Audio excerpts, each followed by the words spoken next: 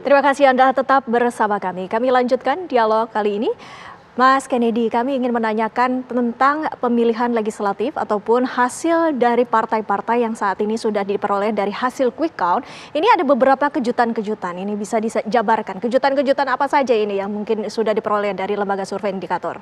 Ya, yang kejutan pertama tentu saja ini efek kotel itu tidak terlalu terlihat ya di Gerindra. Kalau misalnya kita berkaca pada dua pilpres sebelumnya, kotel efek dari capres itu terlihat jelas gitu di pileg gitu, hasil perolehan pileg. Tapi kalau kita lihat dari hasil quick count sementara, ini PDIP tetap menjadi partai pemenang gitu ya, disusul oleh Golkar gitu loh.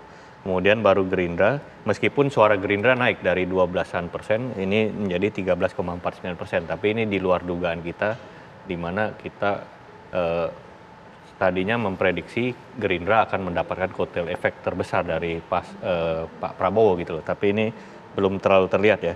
Dan kemudian kejutan berikutnya kemungkinan ini P3 tidak lolos. Jadi ada berkurang gitu loh. Maksudnya jumlah partai di parlemen berikutnya gitu ya. Maksudnya jadi ada 8 partai yang sudah kita bisa pastikan lolos.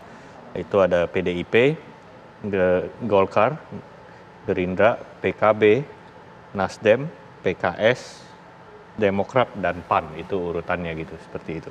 Jadi memang itu beberapa fenomena yang menarik kalau kita lihat di pileg kali ini.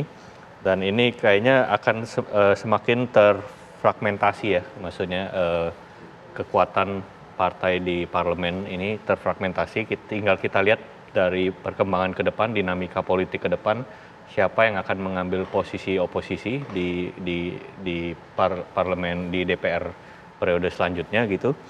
Ini kan kalau kita membaca berita terakhir Pak Hasto, Sekjen Hasto sudah mengeluarkan statement bahwa PDIP siap beroposisi. Jadi analisa sementara yang kemungkinan akan clear mengambil oposisi ya mungkin PDIP dan PKS ya kalau kita lihat dari dinamika berkembang sekarang. Dan Nasdem kemungkinan akan diajak bergabung kemungkinan ke depan karena saya percaya Pak Prabowo sudah belajar dari apa yang sudah di strategi Pak Jokowi di dalam 10 tahun terakhir ini, di mana membangun super majority di parlemen agar itu juga bisa meningkatkan posisi tawar presiden gitu loh. Jadi ketika ada satu partai yang mencoba menyandera itu Pak Presiden punya power gitu loh. Kalau berkurang satu pun dia masih pegang mayoritas gitu loh.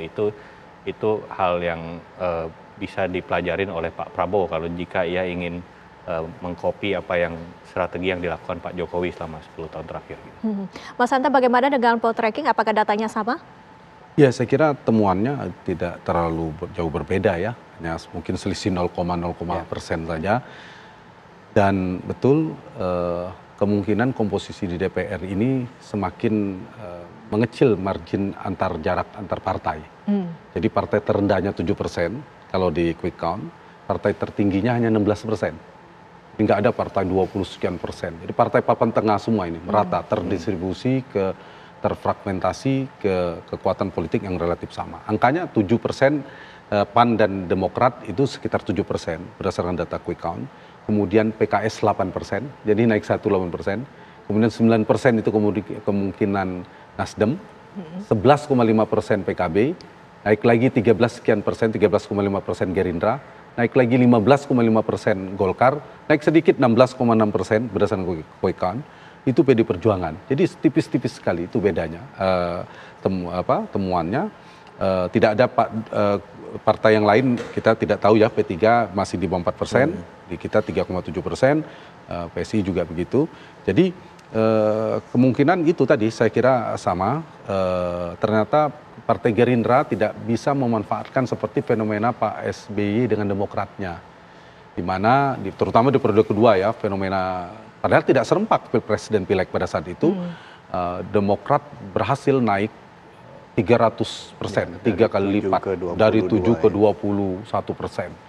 Nah itu kenaikan yang luar biasa, kotel efeknya, efek Pak SBY ke Demokrat sampai kita istilahkan kenaikan kemenangan Demokrat jadi pemenang pemilu di 3 faktor Susilo, faktor Bambang dan faktor Yudhoyono waktu itu kita candain. Nah, di sini ternyata Demokrat sayang sekali, Partai Gerindra itu tidak mendapatkan berkah elektoral berupa efek ekor jas itu tidak didapatkan. Nah, itu yang fenomena yang kita tarik dan ternyata tersebar ke banyak partai. Bahkan perolehan partai-partai pendukung Pak Prabowo itu hanya 45% lebih kurang. Sementara Pak Prabowo dapat 58% di Pilpres. Itu kalau kita lihat. Nah, nanti ada 8 partai sekarang di DPR, 4 di dalam pemerintahan, 4 di luar. Itu aja yang dilihat. Di luar itu ada PKS dan PD Perjuangan, Nasdem dan PKB. Siapa nanti akan bergeser? Pasti ada yang pengen, tapi naikin dulu daya tawar politiknya. Tapi dari sisi Pak Prabowo pasti butuh tambahan untuk menjalankan pemerintahan agar efektif, tambah 1 atau 2 partai, minimal 2. Dan dugaan saya kemungkinan besar PKB yang akan diajak. Dan PKB memang pasti itu yang gen politiknya itu memang berada di dalam pemerintahan lebih mungkin ya. Jadi setelah PKB kemungkinan Nasdem itu diajak. PD Perjuangan ya seperti tadi disampaikan ada kemungkinan oposisi, kita berharap tetap ada yang harus di luar pemerintahan. Itu kira-kira gambarannya, kita pengen demokrasinya maju, mudah-mudahan PKS dan PD Perjuangan berada di luar pemerintahan. Untuk kalau PKS kan memang genetik politiknya itu memang kuat di luar pemerintahan dan sudah teruji. Begitu juga PD Perjuangan 10 tahun di luar pemerintahan Pak SBY. Begitu ada Bu Mega, saya percaya Bu Mega kuat di luar pemerintahan. Dan sama mulianya untuk mengawal demokrasi, menjalankan pemerintahan. Kita pengen yang efektif itu hubungan eksekutif legislatifnya sama-sama kuat, saling mengimbangi. Efektif. Kalau salah satu kuat itu tidak sehat buat demokrasi. Kalau kuat di eksekutifnya, lemah di legislatif, itu relasinya kolutif potensinya. Betul. Tapi kalau sebaliknya legislatif kuat seperti zaman Gus Dur, kemudian legislatifnya kuat, eksekutifnya lemah, ini konfrontatif.